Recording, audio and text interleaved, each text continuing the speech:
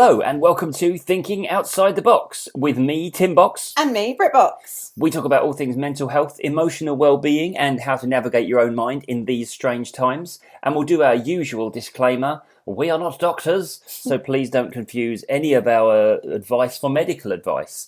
And though we do come at things with a slightly more light-hearted approach than you might be used to for these particular topics, please don't think we're trivialising things. We take all this stuff super seriously. But we do come at it from a slightly different perspective, hence the title of the podcast, Thinking Outside the Box.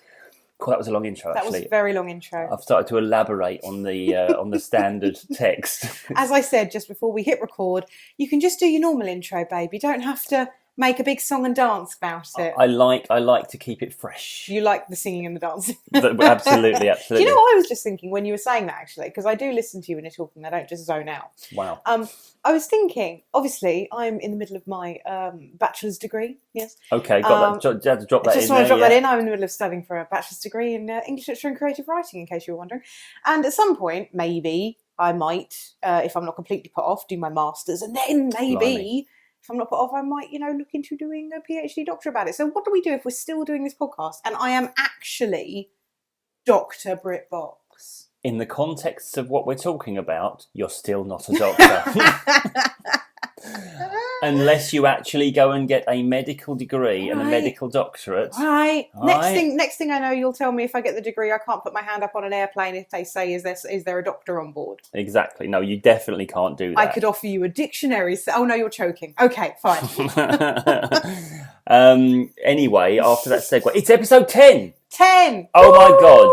We're into double figures. If you are listening to this and you've listened to all 9 so far and this is your 10th one, congratulations. If you're diving on in here at 10, please go check our back catalogue. We have some absolute zingers up until now. Babe, we've got a back catalogue. I know. Although I was a guest on a podcast very recently and they said to me that it was something like, once you have 50 episodes of a podcast, that's when you can say, oh, we've got an actual podcast. Wow, 50 episodes. That represents roughly 50 hours of us chatting shit, basically. Basically, yeah. We've got a long way off yet. We've got a long way to go yet. But I feel slightly more enthused that we potentially might get there. Yeah, well, no, it was 50 episodes and, I've actually got a podcast.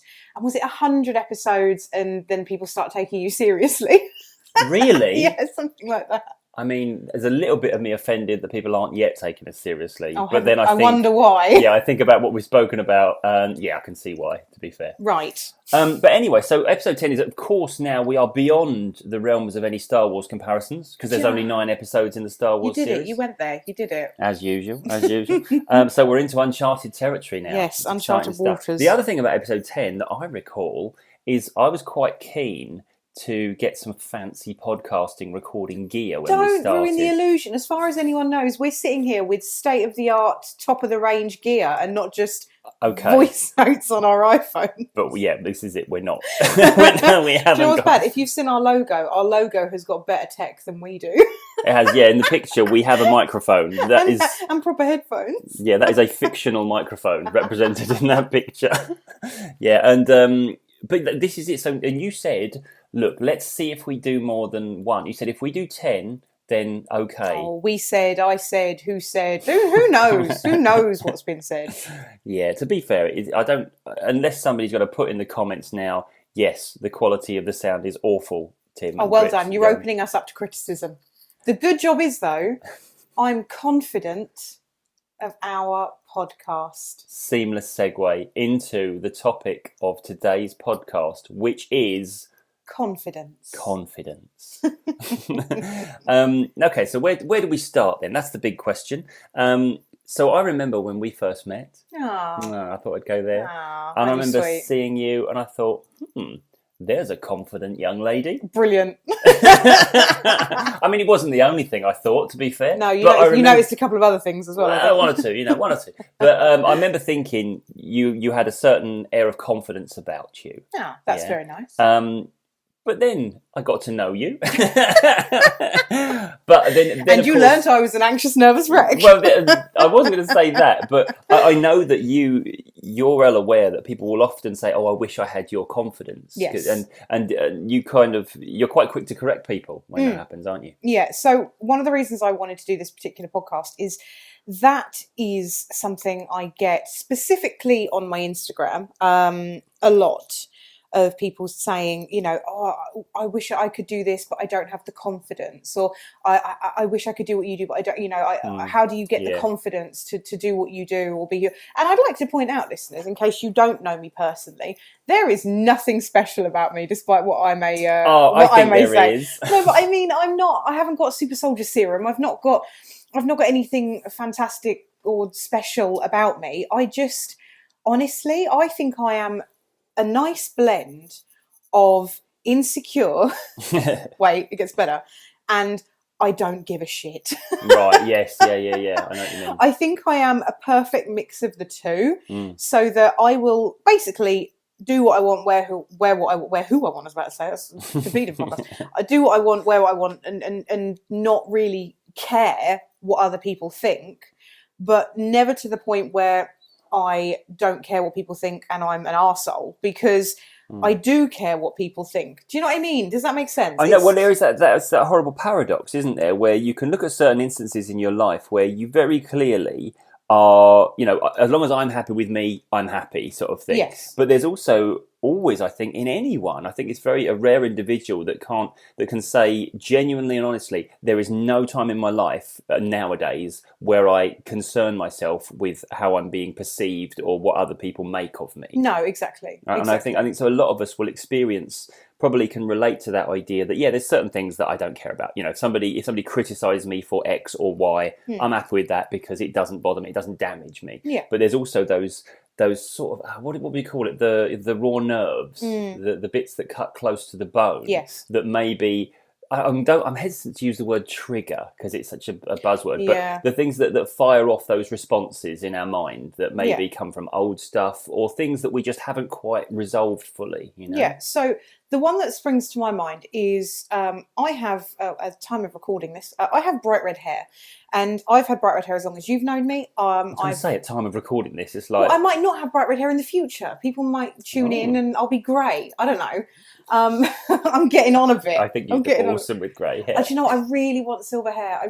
But I don't think my hairdresser will do it.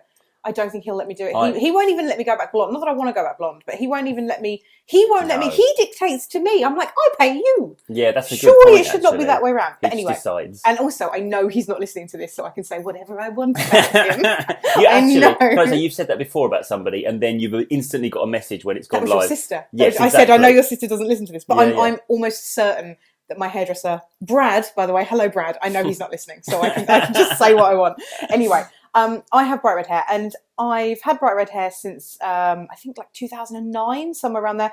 And before then, I had blue hair. Before then, I had like blonde hair with a black fringe. I don't know what my natural hair color is anymore. Please don't ask me. I haven't seen it since I was a child. But anyway, I was in a supermarket, and at the checkout, a woman said to me, "Oh, I love your hair." And I said, "Thank you very much." And without me sounding ungrateful, because I'm absolutely not, I get comments about my hair a lot. And it's almost like I have to remind myself, oh, your hair is an unnatural colour. Yeah. People will comment on it. But I don't see it as that now because I've had it for so long. Anyway. Well, you've wondered why children are staring at you before when we've been at Disneyland. They sense the darkness. I think they think you're Ariel is what it is, actually. Segue. When we were in Disney once, I was Disney bounding, which, by the way, is dressing similar to a character in their colours, but not actually dressed up, because adults are not allowed to dress up at Disney. And I was Disney bounding as Anna from Frozen, and a little girl was just staring at me with her mouth wide open, and her dad said to her, "Are you all right?" And she went, "Look, it's Princess Anna."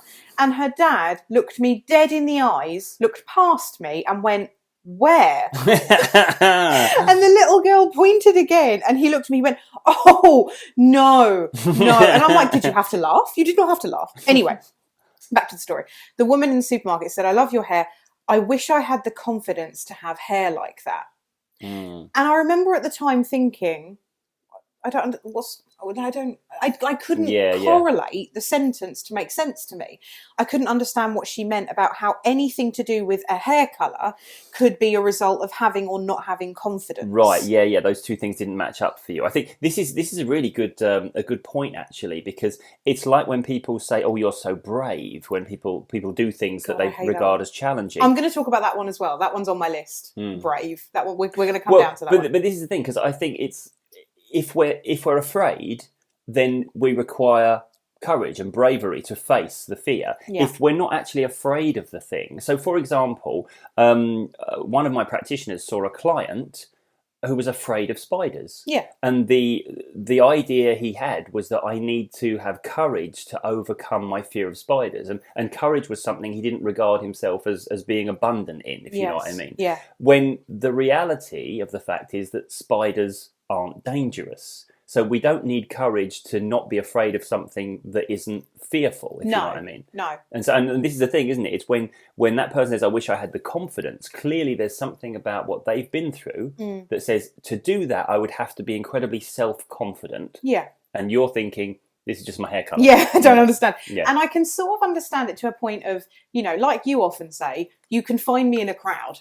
Like, you know where I am. I just close my eyes and listen. Oh, no, you mean your hair, yeah. You listen for the screaming.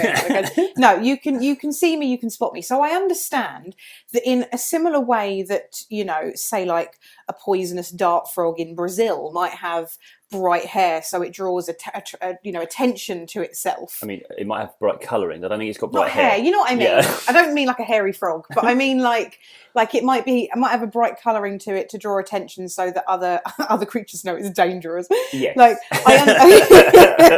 I understand that, and I know that can sometimes be scary because you don't want to draw attention. It's the same reason why we all know people that dress in dark clothes, not specifically because they live the emo lifestyle, but because they don't want to draw attention to themselves. Yeah. Exactly. So it's that attention that they think confidence is needed in order to combat. But what I've always had, and I suppose it's different for me, because when we sort of trace it back, if you've listened to, I can't even remember what episode it was now, we've done so many podcast episodes. The one about me and my story and my depression, I think it was episode 3.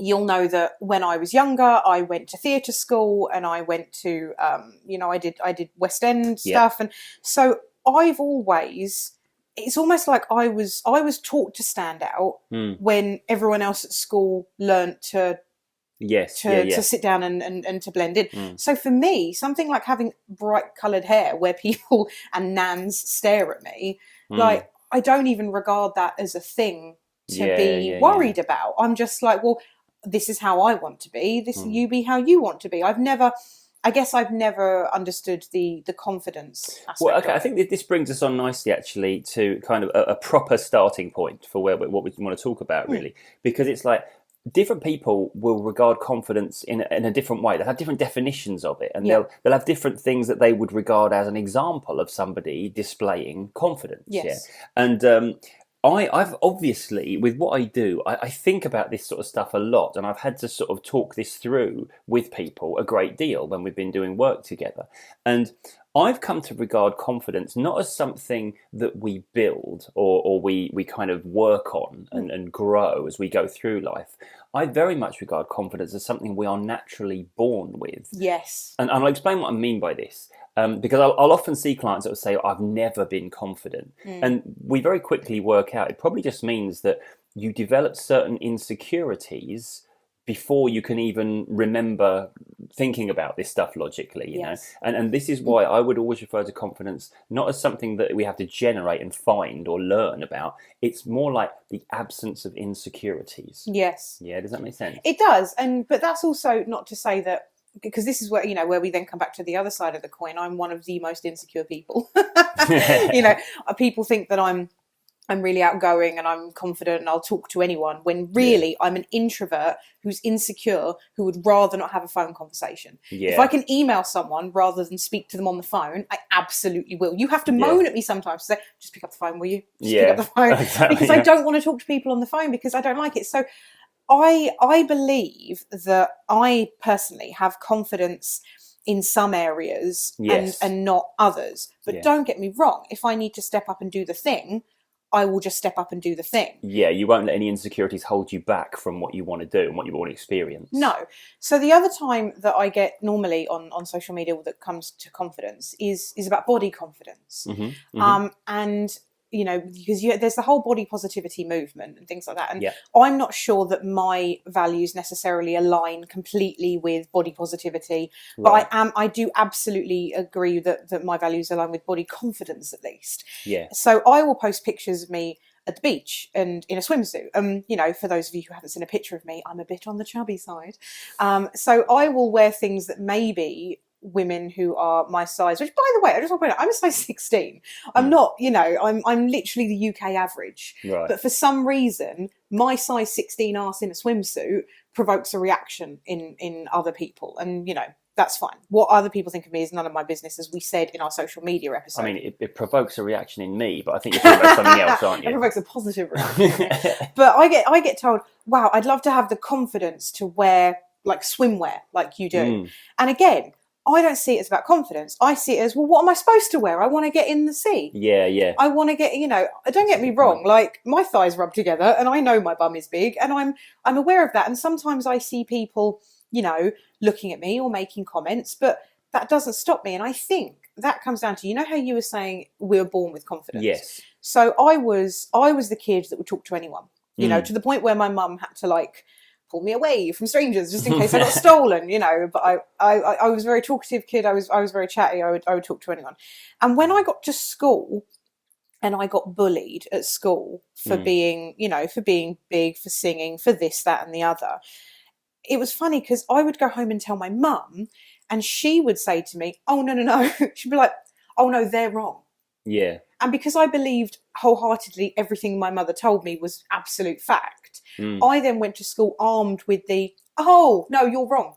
Yeah, yeah. It's like I didn't believe it. It doesn't mean it didn't affect me. It doesn't mean it didn't make me cry. It doesn't mean it didn't make me wonder, why are you bullying me? But it didn't stop you doing the things that you felt were right and that your mum was teaching you were right to do. And that's it. And that's what I think confidence is. Yeah. I'm not going out there thinking I'm the big I am, I'm the be all and end all, because I absolutely, you know I don't. You're married to me. You know I don't. Yeah. But I go out there with it doesn't matter. Yeah. Do you know? Well, so here's the thing. I want to expand on this idea of the insecurities that we pick up and why. Because I've just sort of declared this thing. I've just said, right, I think it's something we're born with, and probably there's people listening to this saying, "There's no way I was born confident." Yeah. But the point I'm making there is that a baby doesn't, you know, crawl into a room naked, and then when everyone looks around at the baby and goes, "Oh," it doesn't think, "What are you laughing at? What are you looking at? What's wrong with me?" Because it hasn't regarded anything as wrong yet. Why doesn't the baby have clothes on? Okay, well, you know, maybe. Well, I don't know, but you know, scantily clad. I mean, not scantily clad. No, but do you know what I I mean? do? I do remember being around a friend's house who had a baby, and the kid came in and just took his trousers off. And just like took his trousers off, and that was it. And it was like, oh, okay, you're doing that, fine. I feel certain there's a story of me doing something like that. You know? I know there's a picture of me at the beach when I was tiny with just my hands down my shorts, down my swimming trunks. Oh, lovely. But I mean, I don't know if my behaviour's improved at all now I'm a bit older. But anyway, the point being that we don't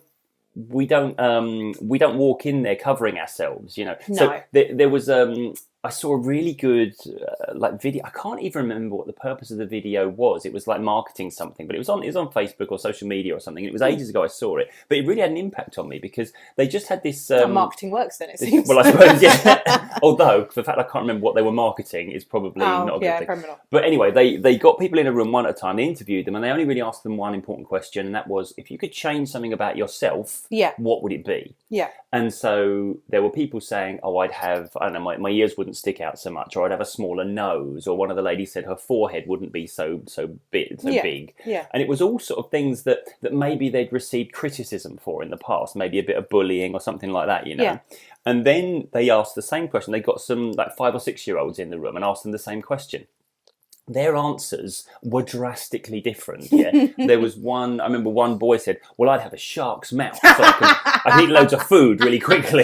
And one of the little girls, I want a shark's mouth. One of the little girls said, "I'd have fairy wings, so I can fly around the room sprinkling fairy dust on people." Amazing. And the point was, there was nothing, like they weren't correcting anything. One of the girls actually said, well, I wouldn't change anything because then when I looked in the mirror, it wouldn't be me anymore, you know? And I thought, wasn't that like, but nobody had yet taught these kids that there was anything wrong with them. Yeah. So they didn't regard themselves as having anything wrong with them. So they were just abundantly confident. Exactly. That's confidence, isn't well, it? also, like we say, when we see kids at like the climbing frames and the play areas and stuff. So obviously I like hanging upside down off of things. I like to get Tim to take pictures of me hanging upside down off of things. We normally have to wait for some child to finish.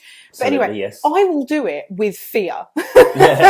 And you will just see kids swinging upside down. They've got no fear. They've got no fear. Yeah. And I love that. I think that's a really, really good quality. Absolutely. But I think for me, this is going to sound really morbid, especially if you're binge listening to our podcast and you listened to last week's, which was about grief, and now you're listening to this. This is going to sound like we're down a morbid train, but just stay with me on this one. One of the things that always comes to my mind when it comes to things like confidence is the thing that pushes me to do anything is I will think, yeah, but one day I'll be dead. Brilliant. So it doesn't matter.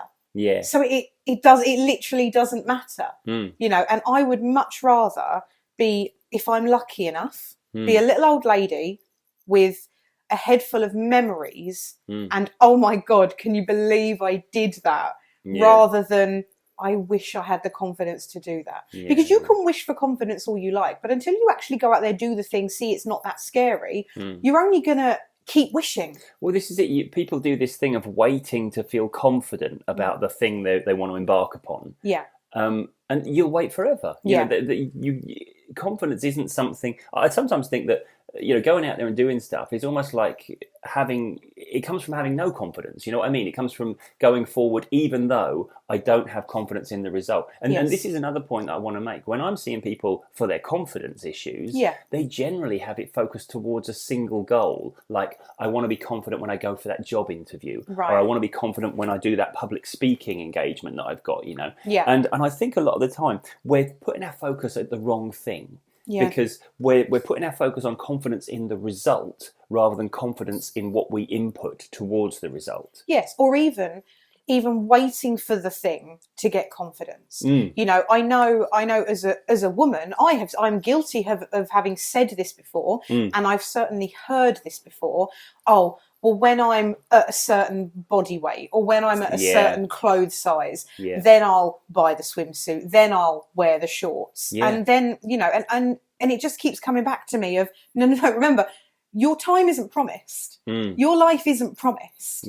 Just go out and do the thing that you want to do, the thing that scares you. Exactly. You know, like I saw a badge that I nearly bought that was like, cried, got scared, but did the thing anyway. You know, and I think that's very much how I feel. If something scares you, I think that's good. And you know, if the worst thing that will happen from you doing the thing is someone saying something shitty to make you feel bad that you've done it, that's not on you. That's not on your confidence. That's on them. That's on their insecurities. You know, I read, was it a poem? Would it be called a poem? I don't know if it's a poem.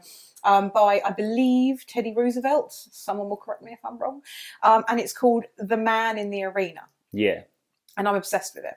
And it basically, and I'm going to paraphrase and butcher his words here, but I highly recommend you go check out this poem. I might even post it with this podcast. But it basically says that the glory should go to the man in the arena, the one who's covered in dirt, blood, sweat and tears, the one who's actually tried, the one who's doing it, not the ones who are standing above in the stands shouting criticisms. Exactly. You know, that's confidence. Isn't this magic pill? It's not this switch you can just switch on and say, you know what, today I'm going to be confident. You have to work at it. I think, you know, I see a lot of things on social media about things like, oh, the magic lies outside your comfort zone, or, you know, and it's like, no, outside your comfort zone is fear, uncomfortable. It's terror, it's panic. You know, it's all the uncomfortable feelings. It's all because that's what it is. If it's outside your comfort zone, it's uncomfortable.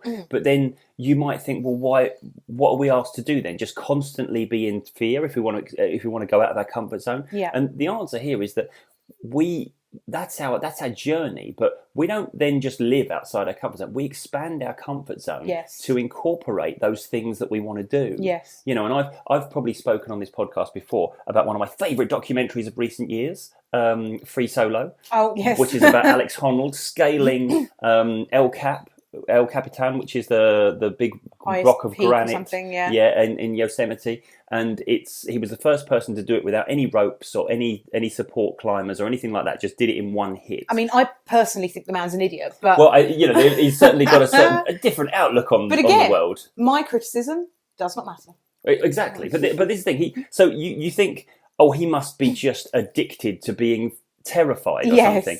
But he said that, he prepped for that for like 2 years. By the time he came to do it, he was so familiar with every foot and finger hold on that mountain that he was just having a nice day's climb. You know what I mean? And there was like one move that he had to do, and it focuses on it in the documentary, that was a challenge where he could either go this route and do this thing that was called the karate kick move, which involved him kind of leaning I think we can all picture it. It involved a foot, you know what I mean? Or he could do something that involved him leaping from one hold to another hold, like actually being separated from the mountain. This gives me anxiety. And I remember they interviewed him and he said it just feels a little bit high stakes to be separate from the mountain that high up. Yeah. Oh. But he did this, and by the time he came to do it, and you saw him trying it and falling when he was practicing. Yeah. By the time he came to do it, he literally pulled a funny face into the camera that was filming him at the time as he did the move.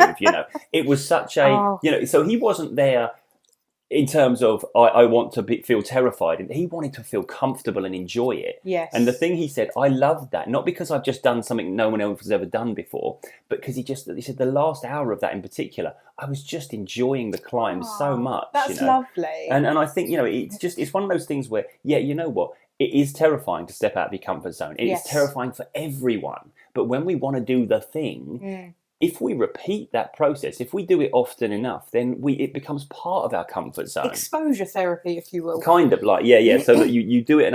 And also it's like that whole thing of, well, what on earth would make us want to do that if it's so uncomfortable that first time? Yeah. And because a lot of the time when we go into something, we're looking for confidence in ourselves because we've experienced this before, or we've done it before, or we know that we can handle this. And the people that kind of pioneer, they have to tap into what I refer to as their experience of being inexperienced. Oh. So, and this is something that we all are experienced in. So we've done things for the first time hundreds of times in our life. Yes. And we've looked at it and thought, can I handle that? Can I do it? And then we've done it, and then we've done it again, and then we've done it again. And it's become boring almost. It's become like first day at school. Yeah. I was terrified my first day at school. I cried like a literal tiny child because I was a tiny child at the time. But then I did it every day, and I did it every day for the next God knows how many years. Yeah. And then it just became that thing that was just, it's just what I do. It stopped being a challenge, started just being the thing that maybe on some days as well I enjoyed. Like first kiss is terrifying the first time you have your first kiss. But hopefully it becomes something that you look forward to and enjoy subsequently, hopefully. Sort of looking side-eyeing you there just to make sure you're wholeheartedly agreeing with that. I was just thinking how good a kisser you are. Oh, really? Thank you very much. We're going off into different territory. No, I completely understand that. So I can remember. So again, I do pole fitness, and that is terrifying. That was completely outside of any kind of comfort zone that I had when I started, because not only did I have to be in like shorts and a vest top around people who were stronger and fitter than me, but I then had to actually try and do the sport that I had no strength to do. Yeah. But I've been doing pole now for what? Oh God, on off like 15 years, something absolutely ridiculous, to the point where now, so even though we're currently in the midst of the the global pandemic, we are things are starting to slowly open up here in the UK. And when I go back to doing pole, I won't have done it for regularly for over a year while we've been inside.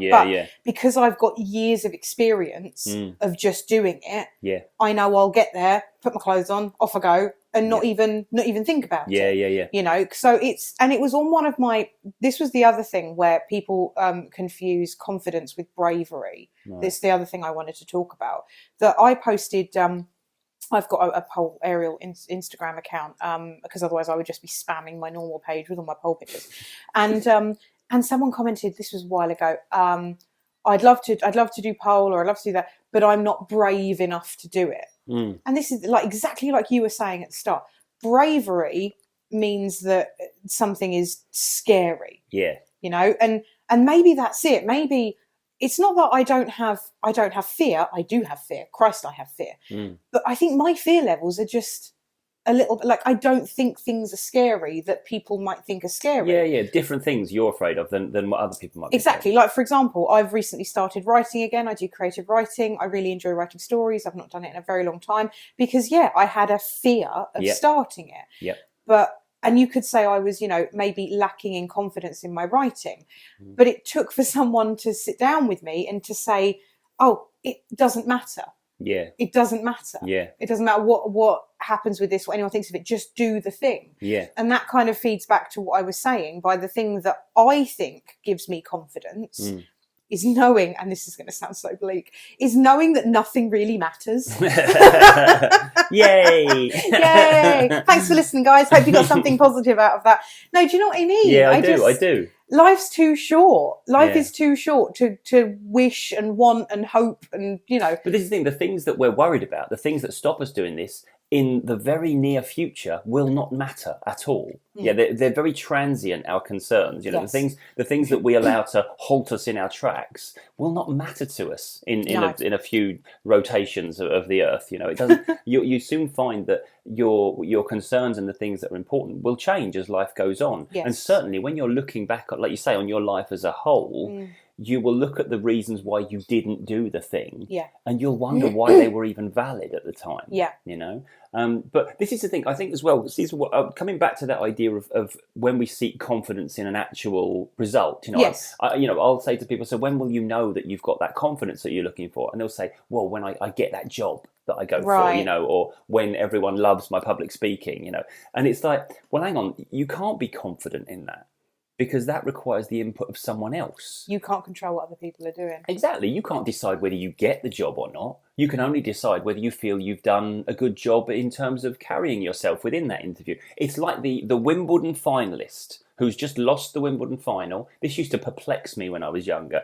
They'd interview, John McEnroe, who just lost to Bjorn Borg.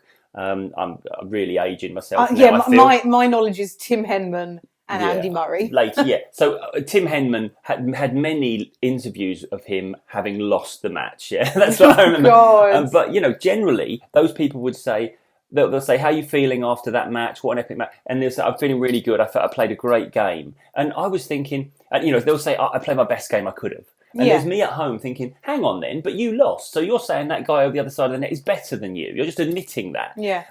But then, of course, you realise that when you're at the top of your sport, they all know they can beat each other on their day. It's almost like it's a bit of pot luck. And all they can control is, am I going to play my best or am I going to play my worst? Yeah. Because if they finish that match and they've been beaten because they didn't play their best, then now it's down onto them. And they'll be beating themselves up for not bringing the best of themselves.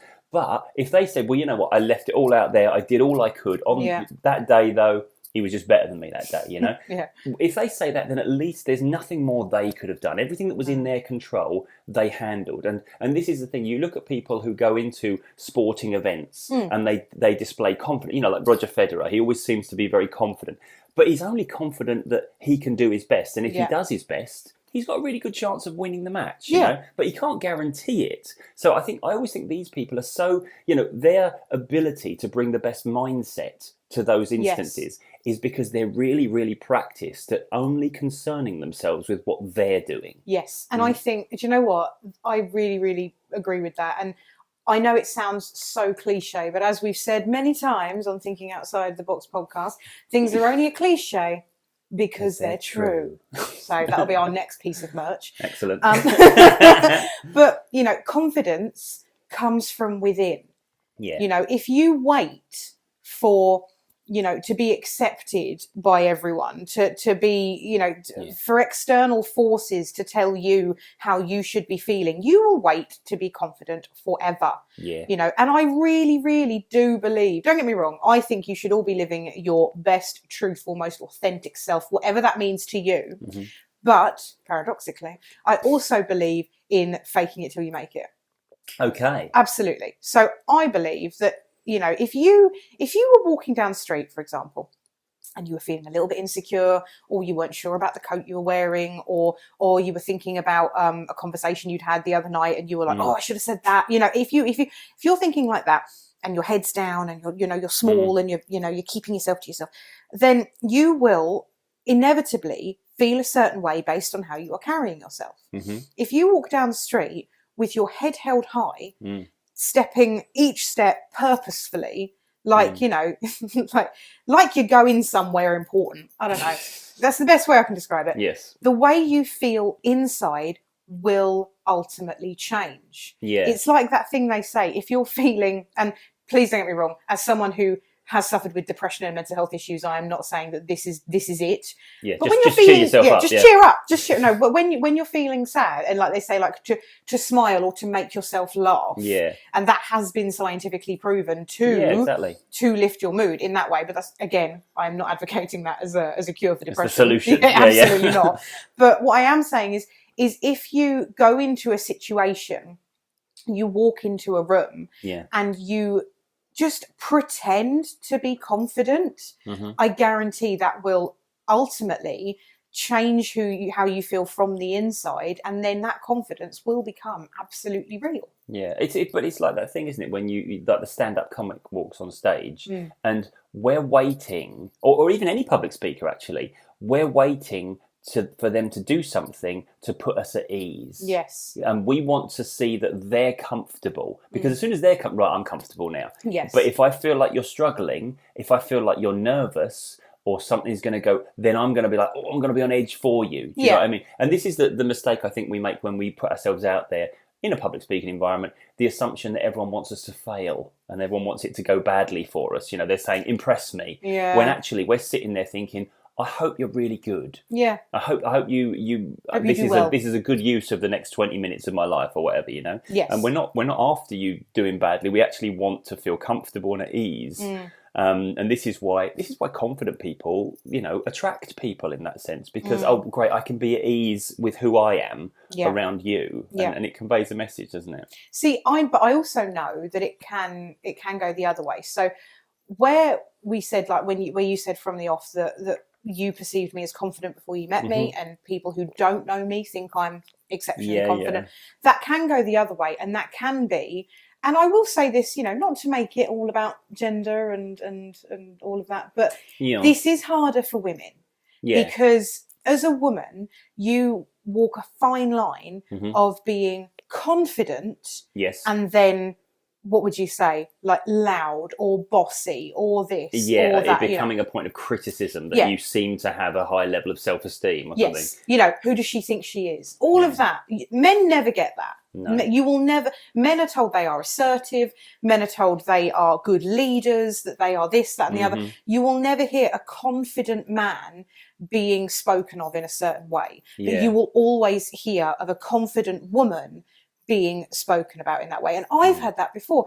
I've had people, like I've heard, because nothing is hidden, that there are people that think I'm, and I quote, too much, or I'm too loud, or I'm this and that. And one person even said they were intimidated by me and that I scared them because it was what was it? It was she just says whatever she thinks. I promise you, I do not.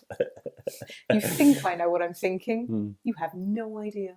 But this is it. So there is then a hesitation for women to project themselves as confident because they don't want to be put in that box. They don't want to be like, I know people who are much louder than me, who are, much more abrasive, much more, but I look at them and I just think, look at their confidence, and it can just. I'll stop in a minute because I know I've gone down a path here, but I feel that can be something that makes people hold themselves back because they don't want to be perceived as then too much. This is the thing: how others perceive us is such a factor on our own self-esteem and our confidence. And it absolutely, it's really easy to look at that and say, well, it probably shouldn't be, should it? Because our job isn't to make other people happy with us. Our job is to make sure that we're happy with herself. That's our only role here, is to make sure that I'm happy with who I am, you're happy with who you are. And the problem here is that when we grow up, what other people think of us is really important. Yeah. It's one of the first things we learn. So in a very basic level, when we are a baby, when we're a child, we can't feed, clothe, or house ourselves. No. We're dependent on our parents or our guardians to do that. So you know what? We better make them still love us and be happy with us. So when our parents give us a set of standards or an ideal, then we adopt that. We say, right, that's how things are. Then that's how it needs to be. Yes. This is good. This is bad. That will keep me in favour with my parents. That will keep me alive.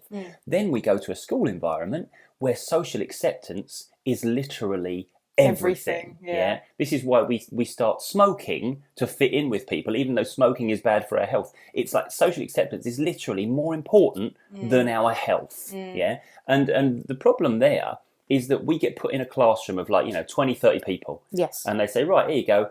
These are the people you're going to spend the next few years with. So you better find your allies and you better find your little tribe so that you can be safe. It's like the herd of wildebeest. The ones on the outskirts of the pack get picked off by the lions. The ones in the centre are safe. Yes. So all of our strategies revolve around acceptance by other people. Yeah. Yeah. And then, of course, we go into the genuine, real environment of the world, where our job now isn't just to fit in and assimilate and adapt and become one of the tribe. Yeah. Our job is to stand out. Yes. Yeah? We want to win the client. We want to get picked for the job. Yeah. We want to chat up the person in the club rather than them see our friend next to us. You know? So standing out becomes actually the best strategy for advancement and happiness. Yeah. But of course, we spent all our lives learning to fit in and keep our head down. Well, did you know about the there's an old Asian saying that's the nail that sticks out gets hammered down. Yeah, exactly. That broke my heart when I heard that. I was like, no, you stick out. You be a good nail. Fuck anyone else. I got really annoyed at that. This is exactly, but that's where we live, isn't it? In that kind of, what will people think? Yeah. There's so much stuff what we don't will the do. neighbours say? Yeah. Yeah, and this is it's like people will not start the new business or embark upon the new venture, not because I don't know if I'll succeed, but because if I fail, other people will point and laugh and judge and criticise. It all comes down to that not feeling good enough. Yeah. Which is rubbish, quite frankly. It is. It's that thing of who gets to say that. Who gets to tell you that you're not good enough? It's like when I was talking about my writing and that I want to, I'd love to write novels. Love to write novels. And then I had the fear, by the way, before I'd even come up with a concept for a novel, I'm like, what if I write the novel and I release the novel and people don't like it and people leave me a bad review on Goodreads or Amazon? Pen to paper. Even put pen to paper.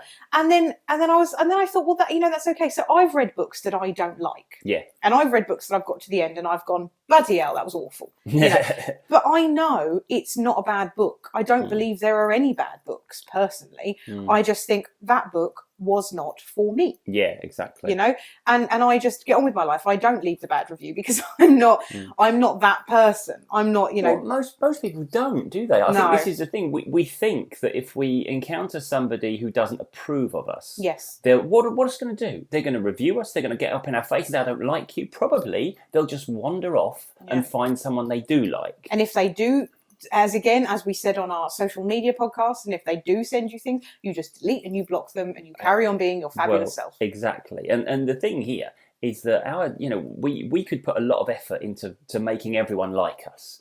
But if we just put our effort into being... Well, it is. It absolutely is. And yet so many of us engage in that activity of putting all of our energy into being liked by as many people as possible. Yeah. Now, here's the thing. If all we do is decide, right, I'll decide who I want to be. Yes. And I'll put all my energy into being that person. You know what happens in the real world? Yeah.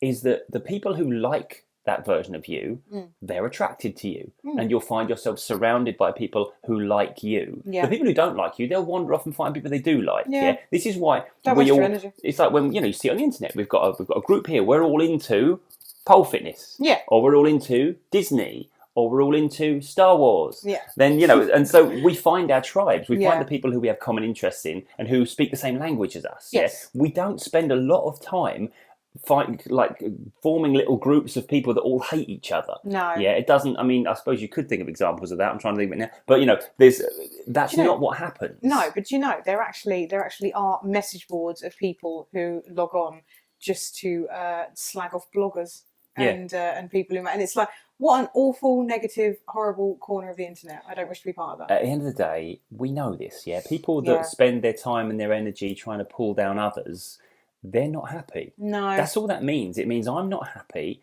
and I'm upset that you seem to be happy with that thing that you're doing. Yeah. When we see ourselves as having a lower level of happiness than the people that are being presented to us, then we've got two options. Yeah. We can try and get happier, or we can try and pull them down to our level of unhappiness. And the easiest one. Well, exactly. But if we go for that second option, all that means is I haven't quite yet worked out how to get as happy as you are.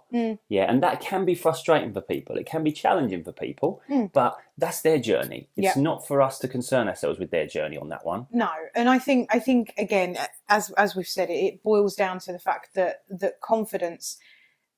Honestly, when we normally do something that's on one particular word, I normally look up the dictionary definition. I haven't this time. I haven't done that for that, mainly because I forgot. I have no notes. I'm just ripping off of you.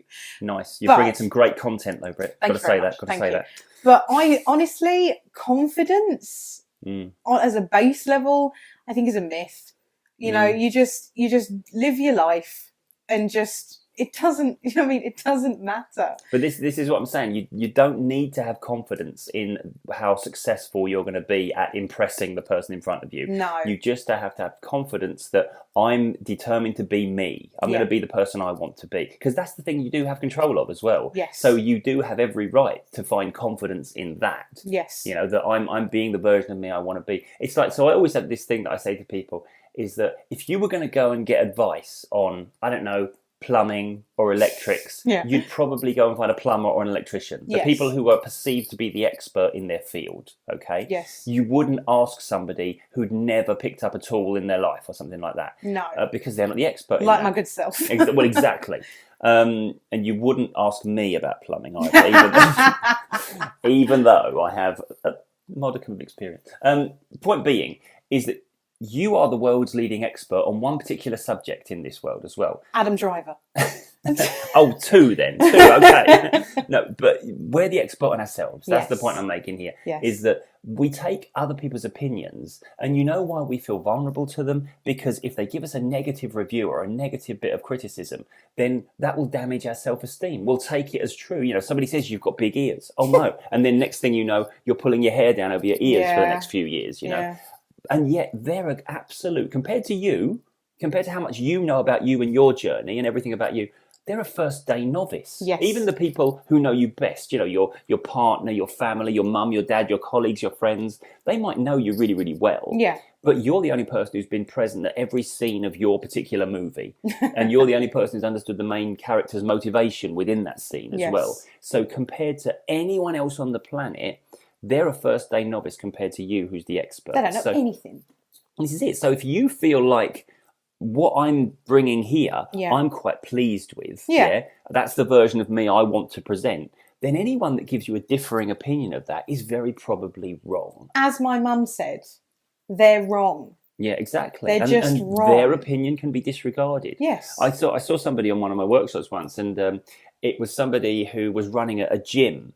And they were a personal trainer. Yeah. And they said, look, I'm okay with liaising with the guys, lads, that sort of thing. Yeah. But he says, I see other personal trainers, and when the women are arriving or leaving, they'll give them a hug. They'll have, they'll be chatty with them. They'll feel comfortable in their company. He said, I'm really worried about giving, this is obviously back in the days when we could hug each other, by the way, when that was allowed. Don't hug people now. No, exactly. They might, illegal. Might get a problem with that. But anyway, he would say, I want to be able to just hug them and feel comfortable doing it, but I'm afraid they'll think I'm a pervert.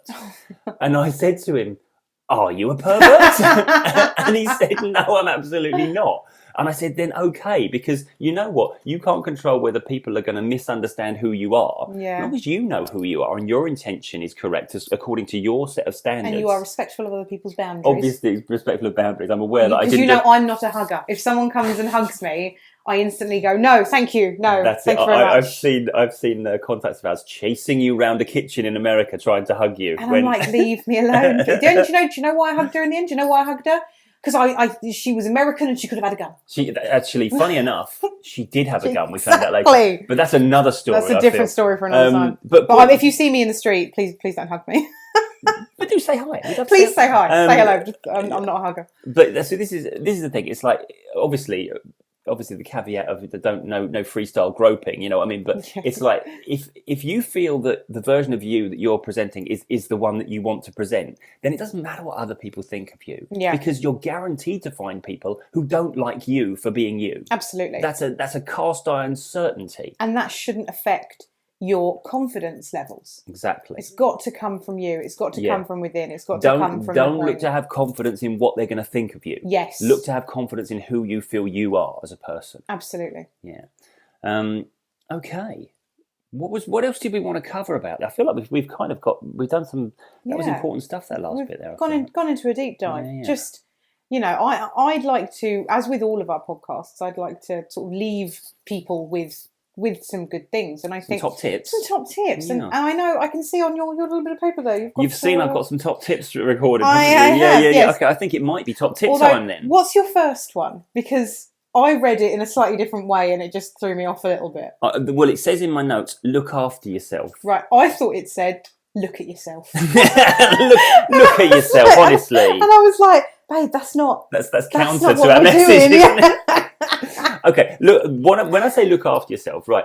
I won't break it down in its minutiae, but basic principles here are that when we see a challenge ahead of us, when can I handle it, can I not? There are three major metrics to whether that answer comes back, yes, I can handle it, or no, I can't, right? Yes. The first one is how big is the challenge? Yep. The second one is how good am I at facing challenges? The third one is how close to my best am I? Yes. So those three things play a factor. Your subconscious does it lickety-split in a moment without you even being aware of it, right?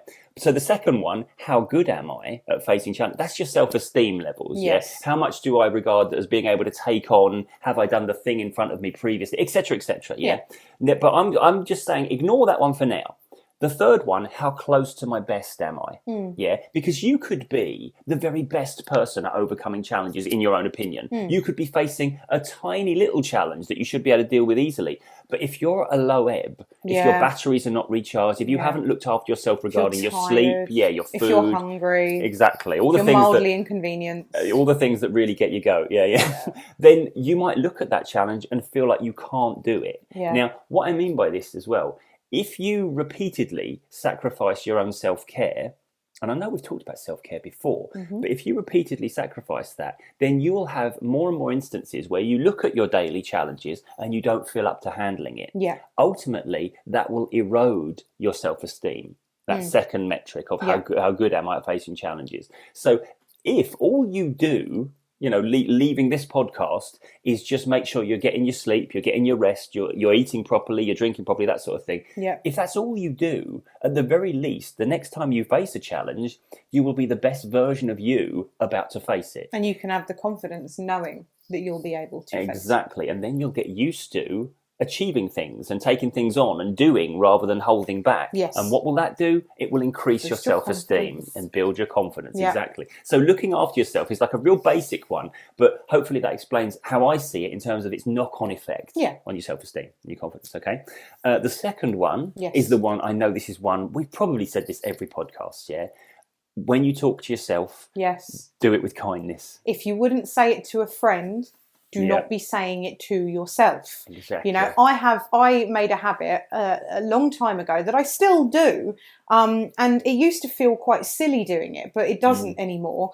That if I, not every time I go past a mirror, I'm not a bloody canary that I can't stop looking at my reflection. But if I find myself looking in a mirror for whatever reason, I'm doing something, I always make sure to never leave that mirror without saying something good about myself. Nice. To myself. I like that. So it will either be, I've looked in the mirror and I'm like, oh God, your hair needs a wash. We haven't washed your hair in a week. And it was like, but you're getting very good at styling it up. Well done. And I'll always have I'll always say something nice. So for example, when I post pictures of me in, swimsuits or shorts or whatever I'm not supposed to wear because I'm fat. I don't know. I've lost track of it nowadays. Apparently having a big bum is now in. I wish I could go back and tell prior Britt that when she was crying about having a big ass. Anyway. As far as I'm concerned, having a big bum was always in. Thank you very much. But and I'll post a thing and it was like, cool, like I wish I had the confidence to wear that or something like that. Yeah. And I'll think, well, why wouldn't I have the confidence? I look really good. Yeah, exactly. You know, and that's not me being full of myself, which is an expression I despise, by the way. That's not,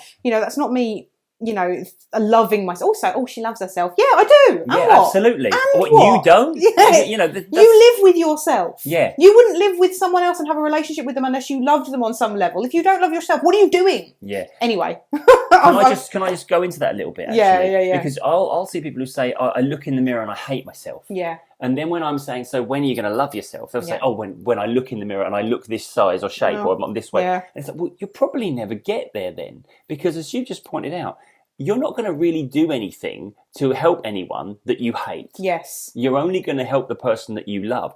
Self-love is the starting point. It's not the it's not the destination. No. It's where you're setting out from. And what I will say, if loving yourself seems too much right now, and I speak from experience, then just start with being okay with yourself.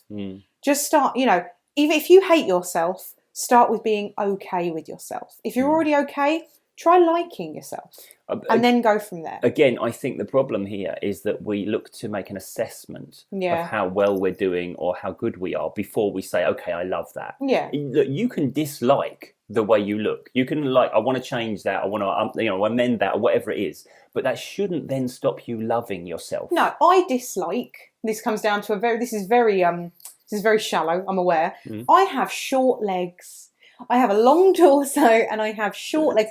I will never be able to sort of wear the things where legs go up to your ears and all this. I have short little goblin legs. Goblin. I think that's a bit far going, goblin legs. But I'm okay. I'm okay with it. I love lots of parts of myself. My legs are not something I absolutely love, but I'm okay with them. They get, if I didn't have, my legs get me from A to B. I've managed to travel the world on these little goblin legs, so I'm okay with them. So even if there's parts of you don't love, just try being okay with them, because your body is kind enough to give you somewhere to live.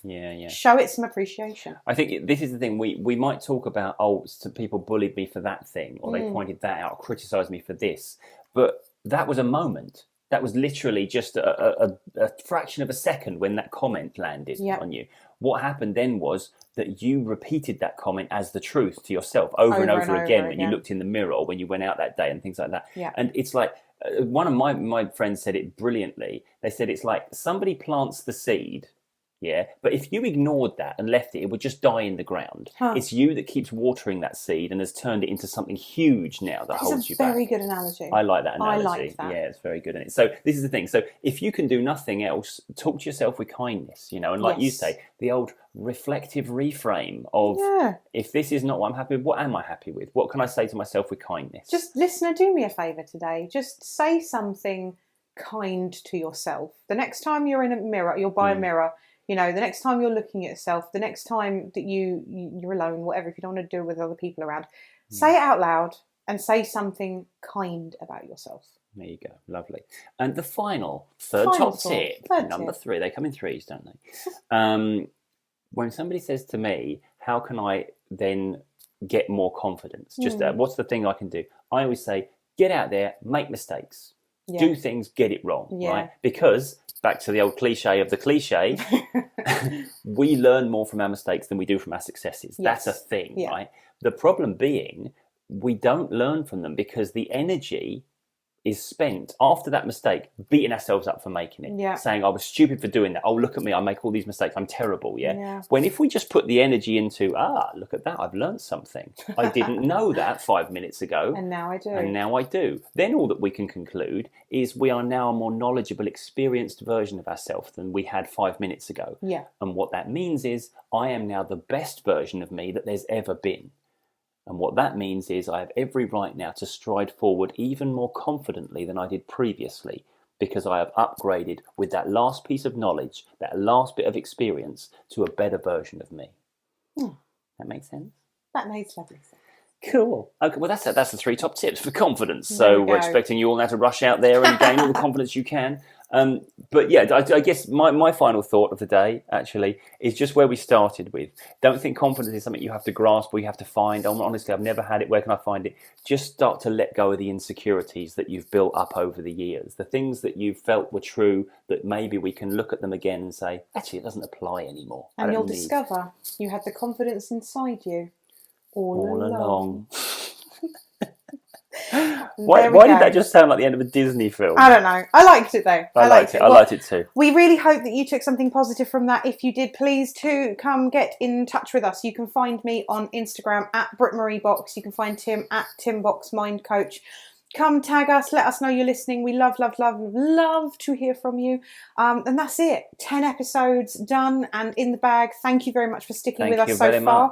We have another 40 to go before apparently we're doing a proper podcast. So stay with us. I'm sure we'll be carrying it on. But yes, thank you very much. Thank you very much. Keep thinking outside the box. Bye, guys. Bye-bye.